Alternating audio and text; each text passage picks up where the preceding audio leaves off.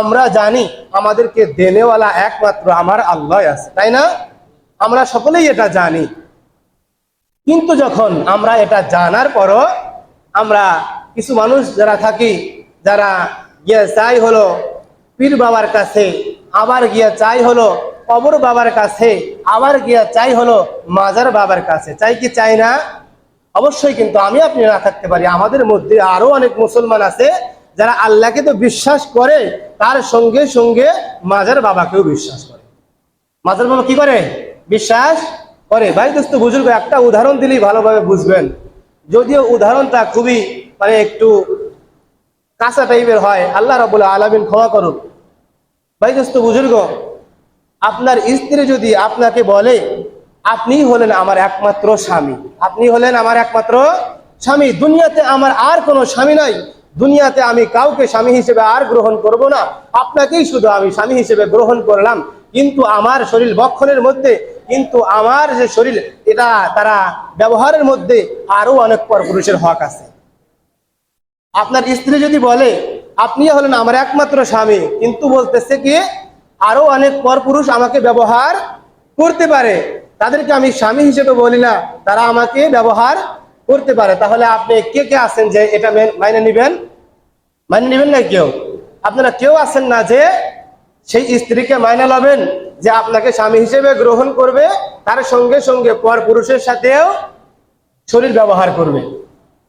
ভাই দোস্ত বুজুর্গ, ঠিক তেমনই একটা ব্যাপার আমার আপনার মাঝে ঢুকে গেছে।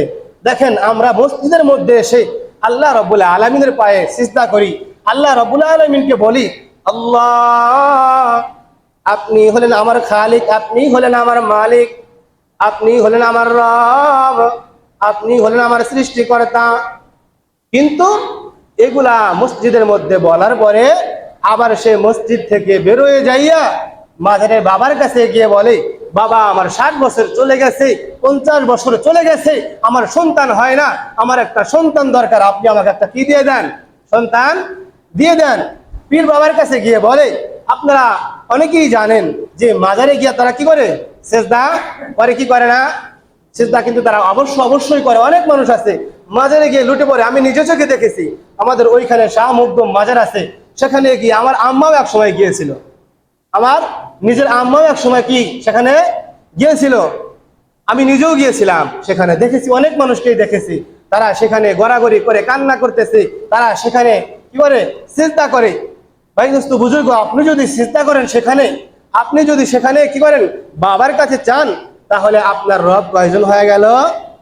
2 জন হয়ে গেল। সিফাতগত দিক থেকে, কিগত দিক থেকে? সিফাতগত দিক থেকে আপনি আর একত্ববাদ স্বীকার করলেন না। একজন মুসলিম তো তখনই হয় যখন সে একত্ববাদকে মানে, যখন সে কি করে? একত্ববাদকে মানে। ওই খ্রিস্টানদের, ওই নাসারাদের জবাবে, মূর্তি পূজারীদের জবাবে আল্লাহ রাব্বুল আলামিন সম্পূর্ণ একটি সূরা নাজিল করেছিলেন, সেই সূরাটির নাম হচ্ছে ইখলাস। কি? ইখলাস।